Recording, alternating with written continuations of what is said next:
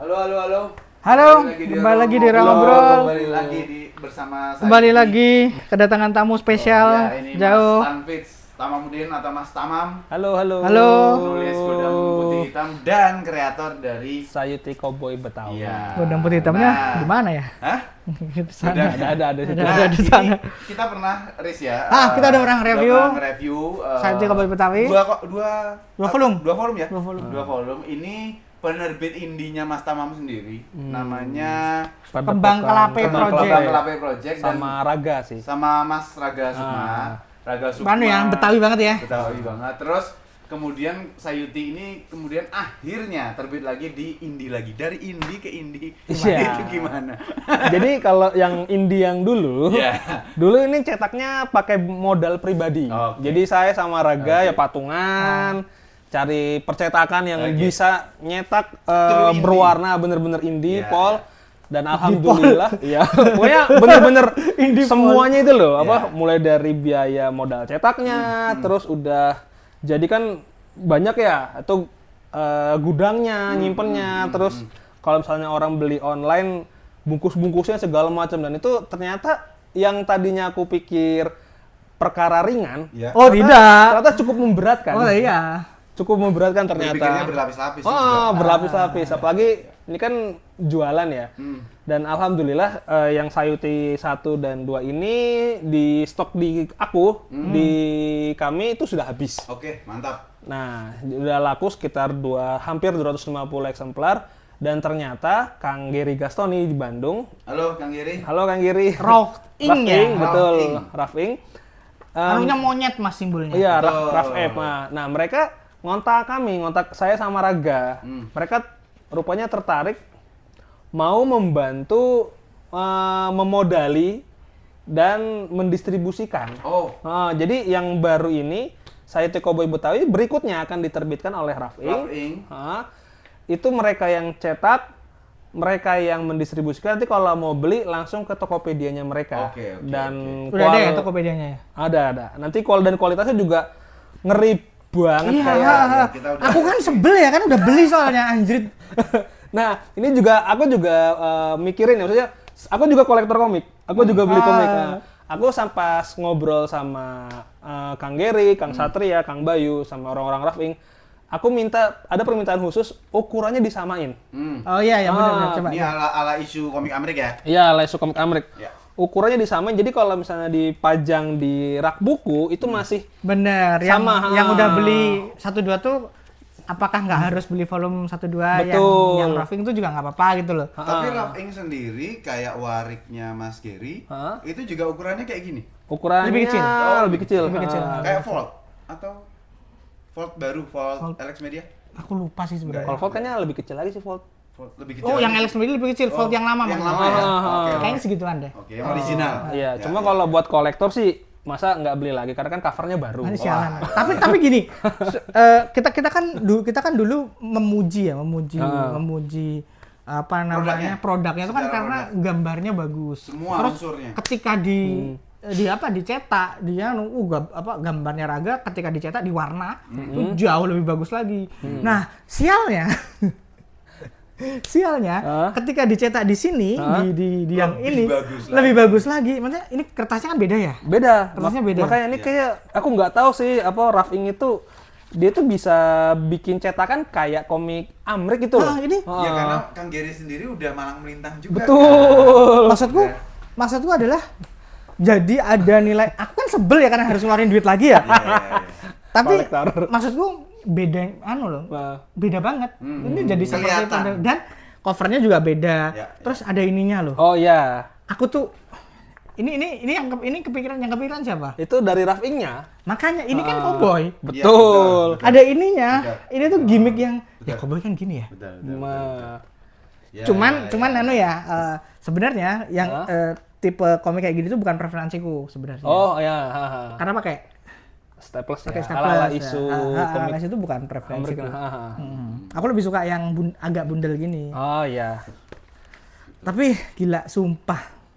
Maksudku terbit ulangnya tuh eskalasi gitu loh. Asyuk. Ya aku juga nggak nyangka itu loh. Maksudnya ini sesuatu yang tidak kita rencanakan. Iya. Kita nggak cawe-cawe, nggak ini, toto di kontak gitu karena ini menariknya ini sih. Ternyata Kang Gary itu udah memantau kami, saya sama Raga itu sebelum Sayuti di komik Misteri Kutang Berdarah. Udah tahu ya? Coba tunjukin. Misteri Kutang Berdarah juga nanti mau dicetak ulang juga sama Raf Ing. Coba tak. Tadinya kan sebenarnya nggak ada niatan nyetak ulang Misteri Kutang Berdarah ya. Karena Misteri Kutang Berdarah itu cukup menggegerkan dunia persilatan. Itu yang baca itu kalau nggak seneng banget, benci sekalian itu loh. Sama Misteri Kutang Berdarah. Mas Bagas kayaknya seneng deh. Aku enggak. Iya, belum baca saya. Aku punya Misteri Kutang Berdarah yang versi pertama ya. Karena kan dulu kamu cetak berapa? 50 kan ya? 100. 100. Di Mas, event ya? Di event. Mas ini nggak dicetak ulang Mas. Iya. Ya udah ambil. Nggak ada niatan nyetak ulang sebenarnya saat itu. Karena emang gambarnya Raga emang bagus. Kerasa bagus dari sana. Dan nanti itu kan hitam putih ya, itu tinta hitamnya itu pekat banget tuh loh.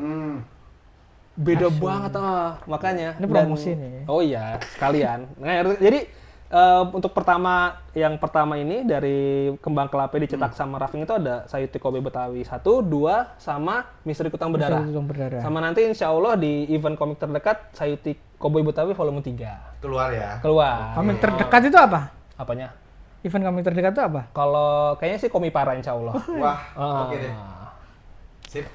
Mantap itu. Gitu. Gila. Pokoknya insya Allah keren lah. Soalnya kita kan Keren, memang keren anjir. Kamu udah bilang, Mam, di konten kamu nonton kan ya? Memang keren. Maksudnya, gambarnya keren, risetnya keren.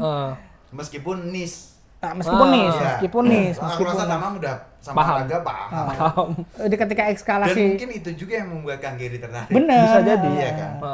Karena apa ya? Menurutku memang komiknya terlalu bagus buat indie menurutku. Makanya harus lebih banyak orang yang baca, Kak. Soalnya bikin komik itu kan buatku komik yang baik itu kan ketika komiknya ada purpose-nya ya. Betul. Terlepas ada mazhab yang bikin aja. Ya nggak apa-apa. Tapi ketika komik itu ada purpose-nya, dibikin dengan riset yang bagus dan riset itu akan kelihatan dari penyajian. Itu adalah komik yang keren. Ini agak menarik sih karena salah satu hal yang bikin aku sama Raga itu bener-bener serius banget bikin Sayuti. Dulu aku tuh pernah nonton pertunjukan stand up komedinya David Nurbianto. Oke, yang mana? Ya kalau nggak salah Ayah Ikhlas 2 di tim waktu itu. Nonton beneran ya? Nonton beneran live. Emang ada yang nonton nggak beneran? Kan Nggak, ada maksudnya kan ada digital download. Aku nonton Tapi kan live. itu juga nonton, Mas. Ya beda lah. Bercanda tuh. Ada satu beat itu nggak tahu ya, mungkin karena emang Bang David bawaannya kayak orang marah-marah. Iya. Tapi dia kan tokoh Betawi juga. Betul lah. Dia bilang gini. Aku kaget loh dia orang Betawi. Dia bilang gini, ini ulang tahun Jakarta, dirayainnya di JIS, Jakarta International Stadium, MC-nya Coki Sitohang. Orang Betawinya pada kemana?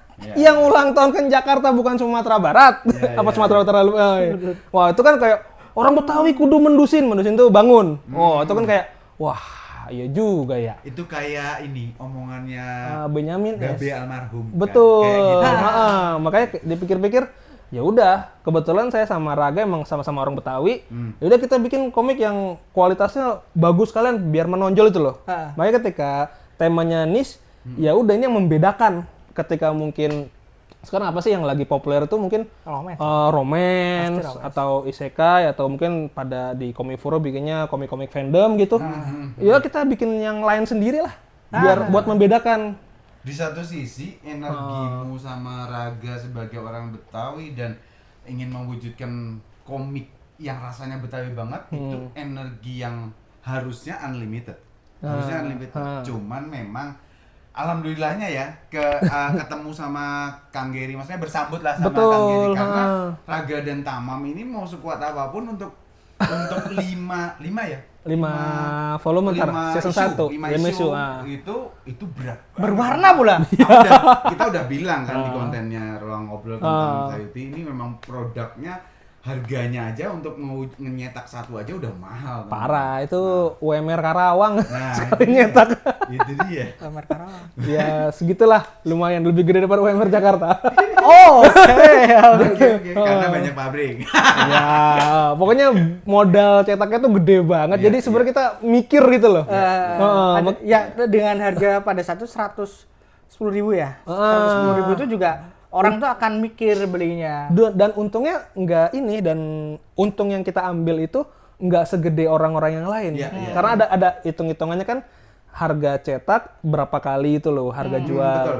betul. Sementara harga cetak sama harga jual ini nggak jauh beda. Nggak jauh beda. Oh, makanya kita kayak, Bener.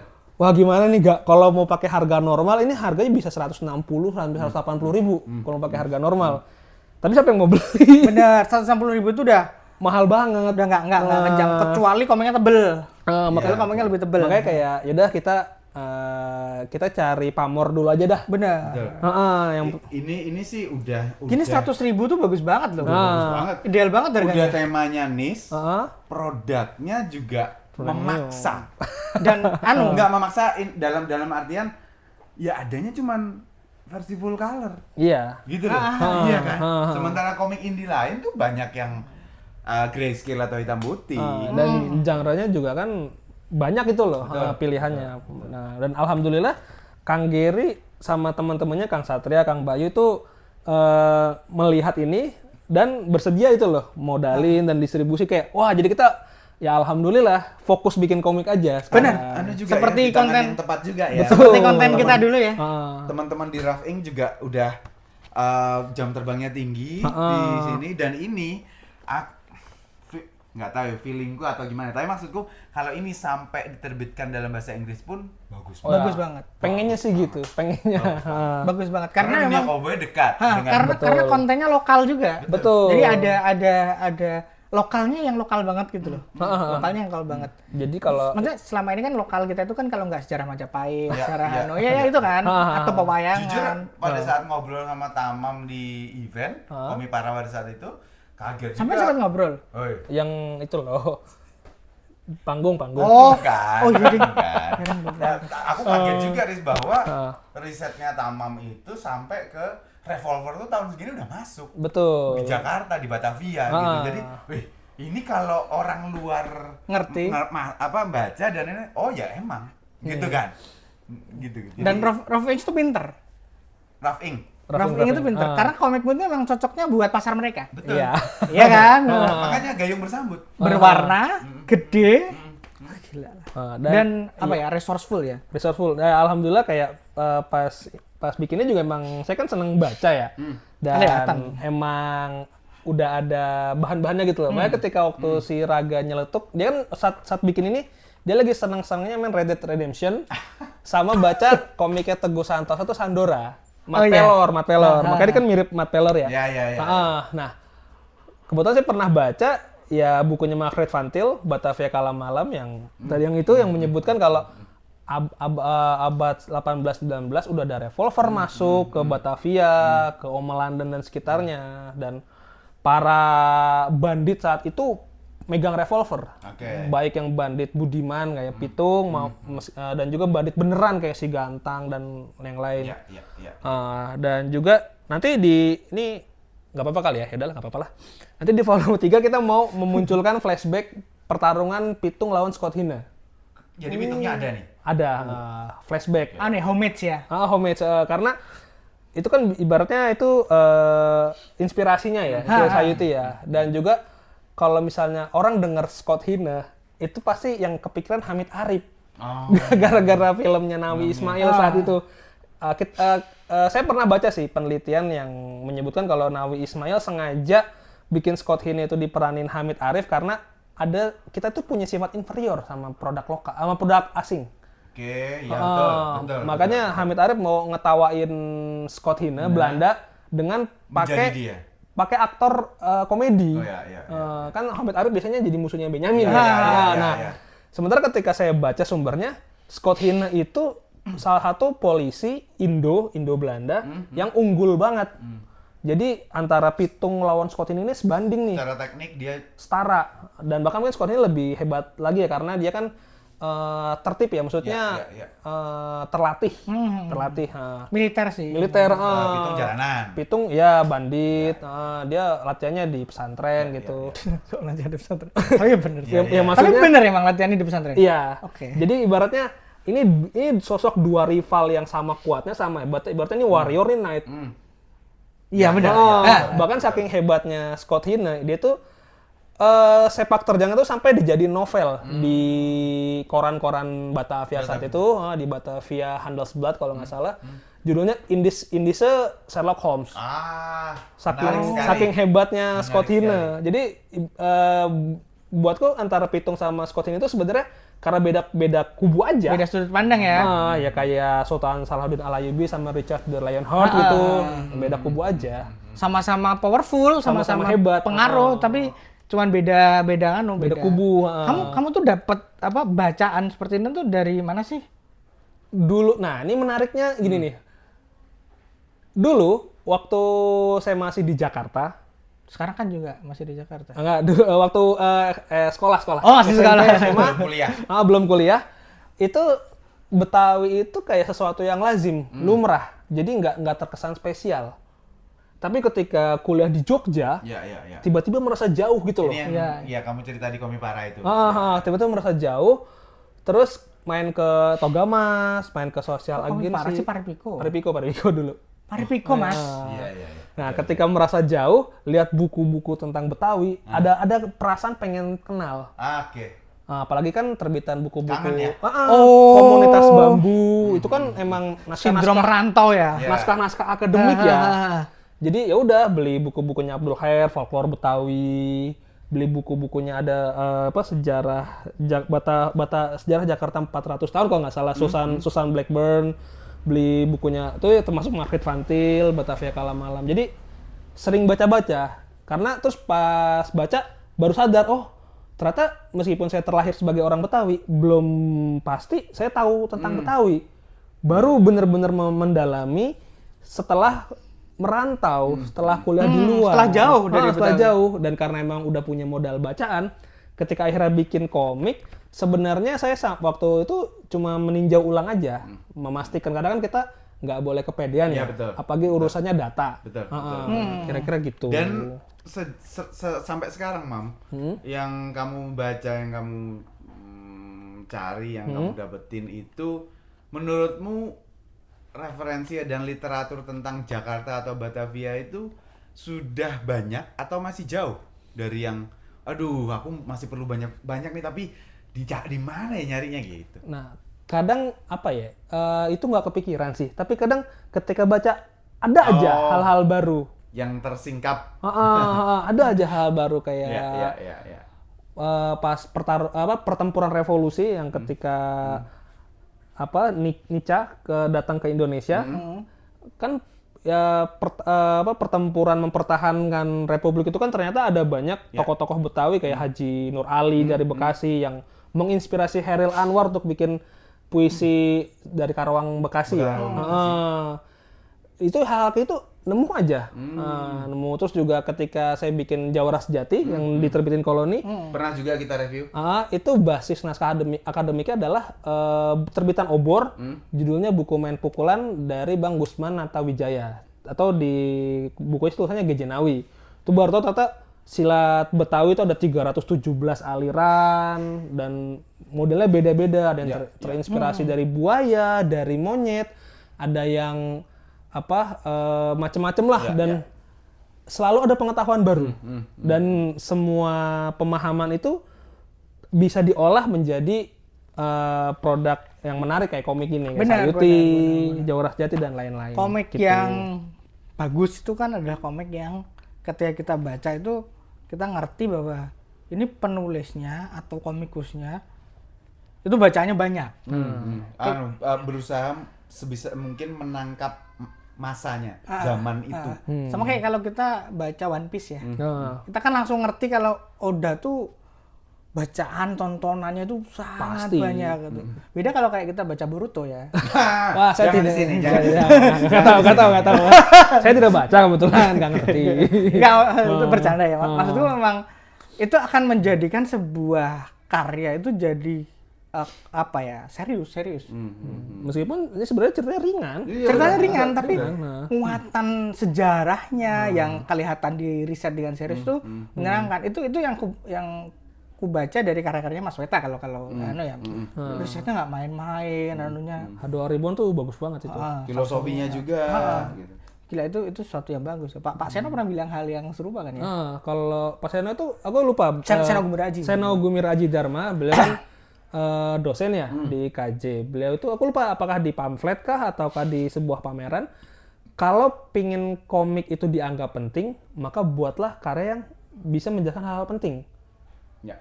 Jadi apa ya? Ya itu seperti yang tadi Mas Daris bilang gitu loh, yang bisa menangkap semangat zaman.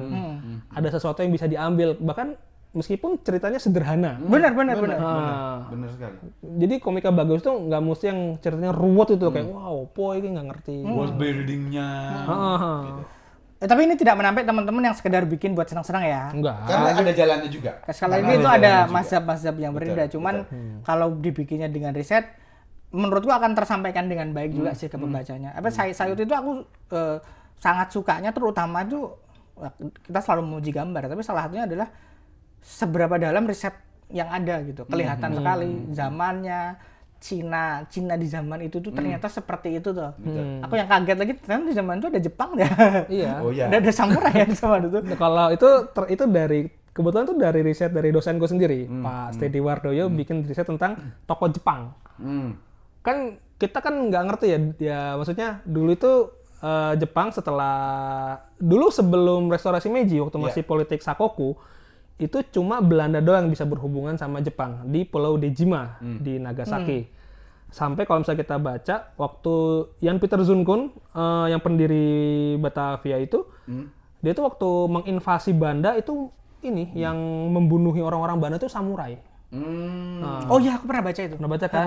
Sampai akhirnya restorasi Meiji, Jepang membuka diri, masuklah negara-negara lain mereka ke negara-negara lain, termasuk ke Hindia Belanda.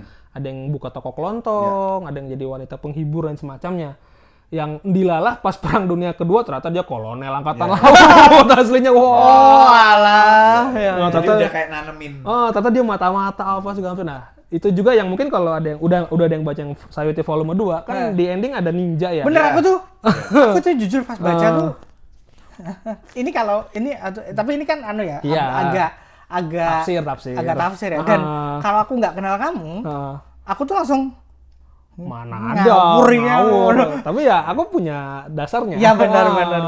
Jadi ya bukan nggak mungkin kan sebenarnya ada ninja nyamar juga di Batavia. Ya gitu, terus kenapa ada mungkin pendekar India? Itu aku pernah dengar cerita.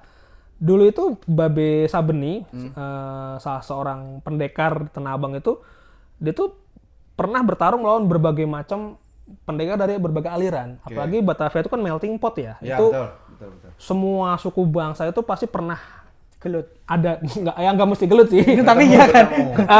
Di Batavia gitu loh. Mungkin ada yang dagang, ada yang apa, yang gelut ya ada. Kayak Hongkong ya. Iya, kayak Hongkong.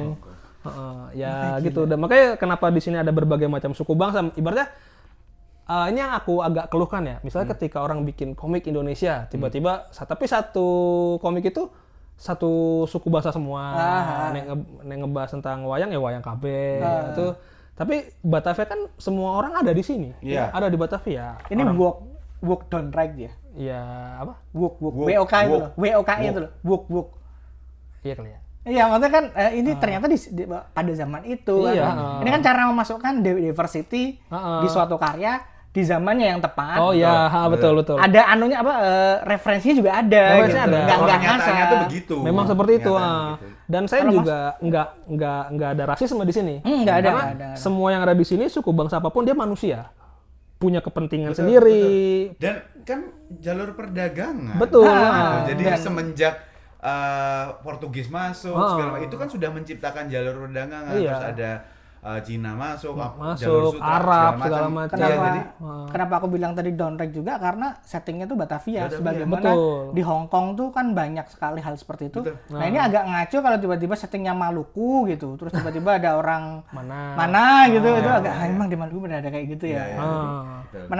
Menarik mengetahui bahwa sebuah komik, terutama yang saya itu ini, ternyata risetnya tuh bukan cukup tapi sangat ekstensif loh.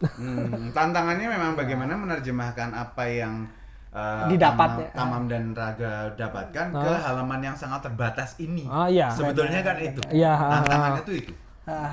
Makanya ketika riset tuh nggak semua bisa dimasukin. Bener loh, pasti lah. Ada hal yang di pinggir mungkin kalau dibikin tanpa petarung-petarung dari berbagai negara tadi itu, tingkat keseruannya akan berkurang. Sehingga pembaca komik yang sudah terbiasa dengan manga yang shonen itu nggak nemuin hal itu, gitu loh, gitu. Menarik sih. Tapi ya apa pedang bermata dua juga sih banyak yang Ya, banyak yang akan mungkin nggak cocok. Kreator harus memilih kan, harus memilih mana yang harus di. Banyak. Kalau kami aku sama Mas Bagas cocok karena gambar dan juga kelihatan kalau ditulis dengan sangat-sangat niat gitu loh, ngomongin sejarahnya gitu. Dan ini mungkin karena meskipun dicetak ala-ala komik Amerika, tapi ini bertuturnya komik Jepang. Bener. Makanya aku tuh bisa. Tamam tuh lebih lama baca komik Jepang. Hidup di komik Jepang. Iya. Baik itu sebagai pembaca ataupun penulis. Mana manga fest. Iya, itu dia. Oh ya gila lah. Siap. Kami ya rekomen banget lah ini. Dan lagi karena udah dicetak ulang dan nanti ada di Tokped-nya Rough Inks. Nah, itu mungkin akan secara distribusi lebih oke sih. Dan tetap ada di event-event komik. Iya, betul. Harapanku online-nya kencang banget sih. Kemana-mana. Betul. Harapanku online-nya akan kencang banget sih. Semoga review kita juga membantu. Kita juga sampai sekarang masih sama tingkat apresiasinya. Saya di Kobe Betawi dan Mam. Ini requestku yang entah mungkin bisa terwujud oleh kamu dan Raga kapanpun aku nggak tahu juga, tapi nggak boleh. Jangan dong. Aku pengen banget ngelihat kalian bikin komik yang tentang pencak silat. Ya, Jawara Jati. Ya, tapi khusus. Oh, khusus. Bukan tentang romance, bukan tentang apa. Kayak gini kan, ini kan kekhususannya adalah di zamannya. Mengkhususkan di zamannya. Nah, dengan referensi yang kamu temukan, karena aku kan seneng gelut ya. Seneng baca. Komik gelut. Iya, komik gelut gitu. Jadi aku pengen maksudnya aku pengen lihat itu gitu. Karena kan menarik sekali. Aku yakin sekali di zamannya dulu para jawara Betawi, seperti yang kamu bilang, Babe Sabening itu juga ngalamin pertarungan dengan berbagai macam jenis bela diri. Memang. Itu menarik sekali. Di sini sudah diwujudkan Tamam, tapi fokusnya bukan bela dirinya kan. Gitu. Jadi aku pengen banget tuh melihat itu nanti. Gitu. Udah ada sih, udah ada. Nah, itu dia. Makanya coba baca nanti Kutang itu. Oh enggak, ya itu usil. Itu Tapi itu sedikit banyak ada silatnya. Di Jawara Sejati kan Tamam udah mempertemukan juga kan. Ada lore dari Tapi Jawara Sejati kan udah fokusnya lebih ke romance-nya. Kutang itu gelutnya, Mas. Fokusnya. Oke. Nanti kalau ada linknya Kutang aku kasih deh. Tapi kalau kita nge-review dia nggak bisa karena dia termasuk yang nggak suka. Sedangkan saya belum baca. Siap. Itu aja kali ya. Sip. Obrolan dengan Tamam. Jangan lupa dibeli ya. Jawara Sejati juga sih. Jawara Sejati, Sayati Cowboy Betawi yang kemudian akan ada di Rough Inks. Sudah ada. Iya, untuk setelah ini sampai tamat akan ada di sana. Betul. Tapi dijamin akan tamat ya, Mam? Ya, pokoknya ini sampai issue 5 season 1 selesai. Wis. Kalau permintaannya banyak ya mungkin akan dilanjutkan. Artinya satu arc. Satu arc. Pokoknya satu arc tuh udah pasti selesai. Semoga permintaannya banyak. Jadi biar karena di tahun lalu saya ngelihat dia udah ngedit yang volume 2. Volume 3. 2. Yang tahun lalu 2. Oh, 2. Yang di Paripiko kan? Iya, 2. Ya. Oke. Ini 3 sekarang. Ini sekarang 3. Oke, pokoknya jangan sampai enggak selesai. Emang sudah tua pelupa ya wajar lah saya. Enggak apa-apa. Oke, sampai ketemu lagi teman-teman di obrolan komik lokal berikut. Bye.